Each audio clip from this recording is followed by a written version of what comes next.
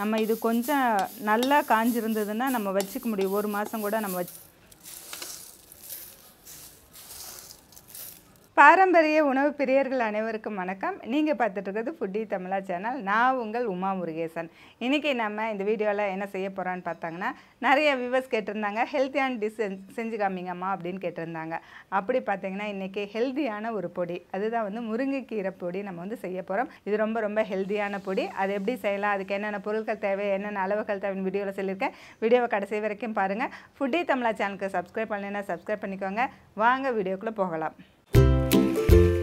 வீட்டு முறையில் தயாரிக்கப்பட்ட அனைத்து மசாலா பொருட்களும் ஃபுட்டி தமிழா சேனல் மூலமாக நானே என் கைப்பட வறுத்து தரமாகவும் சுவையாகவும் நான் கொடுத்துட்ருக்கிறேன். இது சாம்பார் பொடி, ரசப்பொடி உட்பட 10 வகையான மசாலா பொடிகள் நான் கொடுத்துட்ருக்கிறேன். இது தேவைப்படுறவங்க கீழே இருக்க காண்டாக்ட் நம்பருக்கு வாட்ஸ்அப் மூலம் வாட்ஸ்அப் பண்ணுங்கள். ஆல் ஓவர் இந்தியா நம்ம கொரியர் மூலமாக அனுப்பி வைக்க முடியும். இப்போ நம்ம முருங்கைக்கீரை பொடி செய்கிறதுக்கு தேவையான பொருட்கள்: 1 கப்பு காய்ந்த முருங்கைக்கீரை, 1 கப்பு காய்ந்த கருவேப்பிலை, 1/4 கிலோ கருப்பு உளுந்து பொட்டு விழுந்து, 25 கிராம் மிளகு, 20 கிராம் கல்லுப்பு.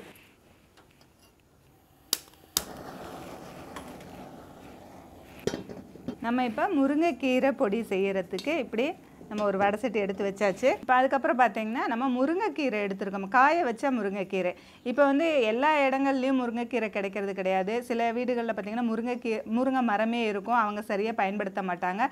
சில இடங்களில் பார்த்திங்கன்னா முருங்கைக்கீரையே கிடைக்காது, அப்படி நிறையா இருக்கும். அந்த கிடைக்காத இடங்கள்லையும் சரி, அல்லது வீட்டில் மரம் இருந்தாலும் சரி, இந்த முருங்கைக்கீரையை நம்ம வேஸ்ட் பண்ணாமல் நம்ம வந்து முருங்கைக்கீரையை எடுத்துகிட்டு பறித்து, அது வந்து பெரிய குச்சியெல்லாம் எடுத்துடலாம், சின்ன குச்சி இருந்தால் பரவாயில்ல. அதை வந்து தண்ணியில் நல்லா அலசிட்டு வீட்லேயே வந்து நிழலில் வந்து ஒரு துணியில் போட்டு வச்சிங்கன்னா ஒரு 4-5 நாளில் நல்லா காஞ்சிரும். அந்த மாதிரி காய வச்சு எடுத்து ஸ்டோர் பண்ணி வச்சுக்கிட்டா நம்ம வந்து எப்போ தேவையோ அந்த முருங்கைக்கீரை பொடிக்கு வந்து நம்ம யூஸ் பண்ணிக்கலாம். இந்த கீரையில் பார்த்திங்கன்னா காய வச்சா சத்து போகும் அப்படிங்கிற மாதிரி எதுவும் கிடையாது. இது எப்படி சாப்பிட்டாலும் அதனுடைய சத்து அப்படியே தான் இருக்கும். இப்போ பார்த்திங்கன்னா முருங்கைக்கீரையில் அயன் கண்டென்ட் ரொம்ப அதிகம். அதே போல் பார்த்திங்கன்னா மலச்சிக்கலுக்கு ரொம்ப ஹெல்ப்ஃபுல்லாக இருக்கும். அதுக்கடுத்து பார்த்திங்கன்னா சர்க்கரை இருக்கிறவங்களுக்கு, சுகர் இருக்கிறவங்களுக்கு இது சாப்பிட்டா ரொம்ப நல்லது. இந்த மாதிரி முருங்கைக்கீரையோட பயன்கள் வந்து நிறைய இருக்குது. அந்த முருங்கைக்கீரையை நம்ம வாரத்தில் 1 நாளோ 2 நாளோ நம்ம வந்து பயன்படுத்தலாம். யாருமே அது செய்கிறதுக்கும் இப்போ எல்லாம் பார்த்திங்கன்னா அந்த முருங்கைக்கீரையை நம்ம ஆகிறதுன்னு சொல்லுவாங்க, அந்த இதுலேருந்து இலை எடுக்கிறது. அந்த மாதிரி செஞ்சு பொரியல் பண்ணுறதுக்கு ரொம்பவே வந்து எல்லாருமே சங்கடப்படுறாங்க. இந்த காலகட்டத்தில் இந்த மாதிரி முருங்கைக்கீரையை நம்ம காய வச்சு எடுத்து வச்சுக்கிட்டோம்னா இதை நம்ம பொடி செஞ்சு சாப்பிட்றதுனால நமக்கு வந்து எதிர்ப்பு சக்தி அதிகமாகும். அயன் கண்டென்ட் இருக்குல்ல, அதனால எதிர்ப்பு சக்தி அதிகமாகும். அதுக்காக தான் இந்த ஹெல்த்தியான பொடியை வந்து நம்ம இப்போ செய்கிறோம். 1 கப்பு முருங்கை இலை காய வச்சது. நம்ம வந்து ஈரமாக இருக்கிறது வேண்டாம். ஈரத்தை வந்து நம்ம ஒரு வீட்டுக்குள்ளேயே நிழலில் போட்டோம்னா 4-5 நாளில் காஞ்சிரும். நல்ல வெயிலாக இருந்தால் 2-3 நாளில் காஞ்சிரும். இதில் இருக்கிற அந்த பழுப்பு தலை அதெல்லாம் எடுத்துடணும். அதெல்லாம் எடுத்துட்டு நல்லா இந்த மாதிரி காய வச்ச இலையை வந்துட்டு லேசாக நம்ம வந்து வறுத்துக்கலாம்.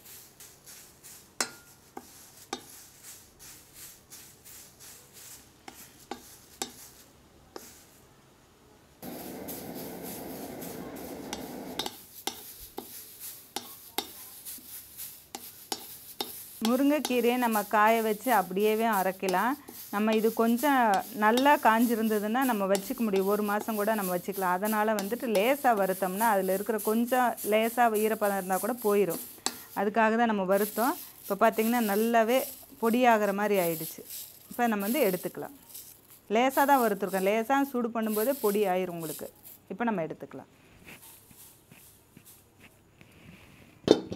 அடுத்தது பார்த்திங்கன்னா நம்ம காய வச்ச கருவேப்பிலை எடுத்துருக்கோம். இப்போ நிறைய பேர் கருவேப்பிலையை யூஸ் பண்ணுறதே கிடையாது. கருவேப்பிலை சாம்பார்லேயோ ரசத்துலேயோ எந்த குழம்புல போட்டாலும் தூக்கி நம்ம போட்டுறோம். அதுக்காக தான் நம்ம கருவேப்பிலை பொடின்னு தனியாக அரைச்சோம்.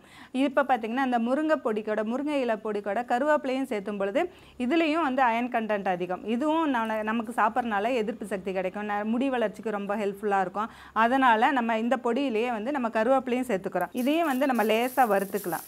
இப்போ இந்த கருவேப்பிலையும் பார்த்திங்கன்னா நம்ம வந்துட்டு வாங்கிட்டு வந்துட்டு நல்லா கழுவிட்டு நம்ம வந்து நிழல்லையே வீட்லேயே அந்த உருவி போட்டுட்டு குச்சியிலேருந்து உருவி நம்ம துணியில் காய போட்டோம்னா ஒரு 3-4 நாளில் வந்து நல்லா காஞ்சிரும். வீட்டில் இருந்து ஃபேன் காற்றுலேயே நல்லா காஞ்சிரும். காய வச்சு எடுத்து வச்சுக்கிட்டோம்னா எப்போ வேணாலும் நம்ம யூஸ் பண்ணிக்கலாம்.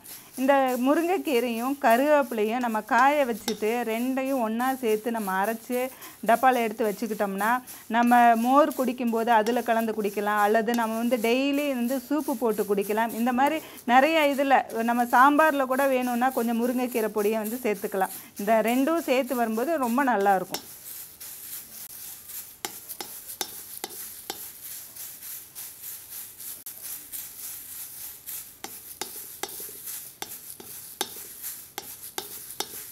இப்போ நம்ம வந்து லேசாக வறுத்தாச்சு. நம்ம வறுக்கும் போதே பார்த்திங்கன்னா இந்த கருவேப்பிலையோட வாசமும் முருங்கைக்கீரையோட வாசமும் ரொம்ப நல்லா இருக்குது.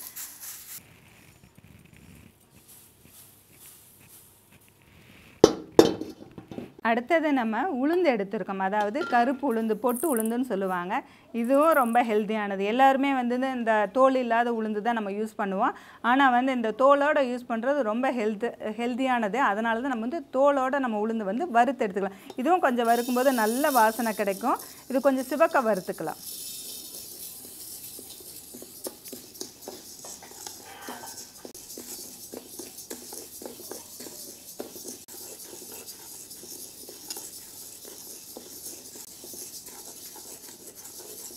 இது கூட பார்த்திங்கன்னா நம்ம வந்து இன்னொரு டைப்லேயும் நம்ம வந்து இந்த பொடியை செய்யலாம். அதாவது முருங்கைக்கீரை இட்லி பொடியாகவும் நம்ம செய்யலாம். அதில் பார்த்திங்கன்னா முருங்கைக்கீரை, கடலைப்பருப்பு, உளுத்தம்பருப்பு, வரமிளகா, சீரகம், மிளகு இந்த மாதிரி அந்த மாதிரி சேர்த்து செய்கிறது அது வேறு டேஸ்ட்டில் கிடைக்கும். இப்போ நம்ம வந்து ஹெல்த் பொடியாக தான் நம்ம செய்கிறோம், கீரையோட பொடியாக தான் செய்கிறோம். அதனால் நான் வெறும் உளுந்து மட்டும் நான் சேர்த்துருக்கேன், கருப்பு உளுந்து மட்டும் சேர்த்து நம்ம செய்கிறோம். உளுந்து வந்து நல்லா சிவக்க வறுத்தாச்சு. இப்போ நம்ம வந்து அடுப்பு ஆஃப் பண்ணிக்கலாம்.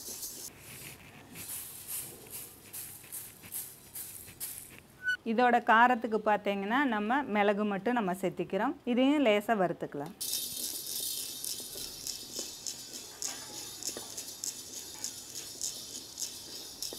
இந்த பொடி பார்த்திங்கன்னா ரொம்ப ஹெல்த்தியான பொடி. அப்படி என்னன்னு பார்த்தீங்கன்னா நம்ம சேர்த்துருக்கிறது முருங்கைக்கீரை, கருவேப்பிள்ளை, அடுத்தது கருப்பு உளுந்து, அதுக்கு அடுத்தது பார்த்திங்கன்னா காரத்துக்கு மிளகு.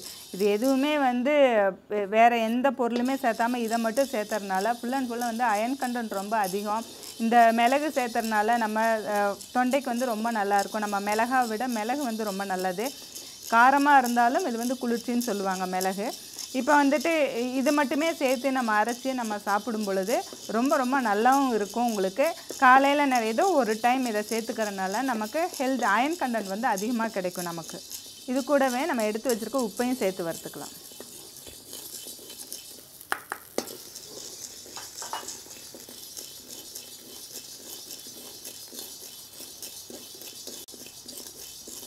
இப்போ நம்ம உப்பும் மிளகும் வறுபட்டுருச்சு, எடுத்துக்கலாம்.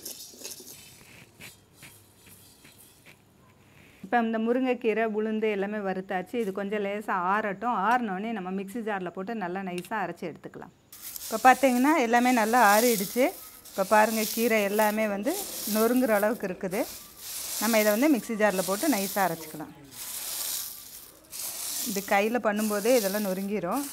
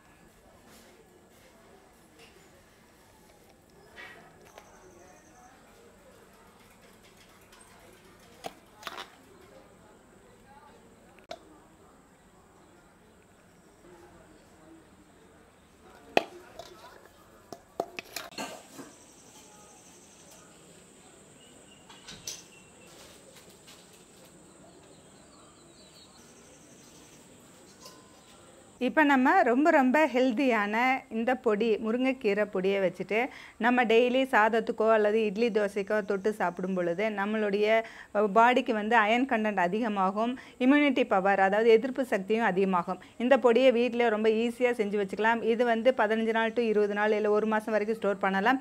இது வந்து அப்பப்போ தேவைக்கேற்ப முருங்கைக்கீரை கிடைச்சதுன்னா அப்பப்போ நம்ம செஞ்சு வச்சுக்கலாம். இந்த வீடியோ பிடிச்சிருந்தா லைக் பண்ணுங்கள், ஷேர் பண்ணுங்கள். வீடியோ பற்றின கருத்துக்களை கமெண்ட் செக்ஷனில் கமெண்ட் பண்ணுங்கள். ஃபுட்டி தமிழா சேனலுக்கு சப்ஸ்கிரைப் பண்ணலைன்னா சப்ஸ்கிரைப் பண்ணிக்கோங்க. மீண்டும் அடுத்த வீடியோவில் சந்திக்கலாம்.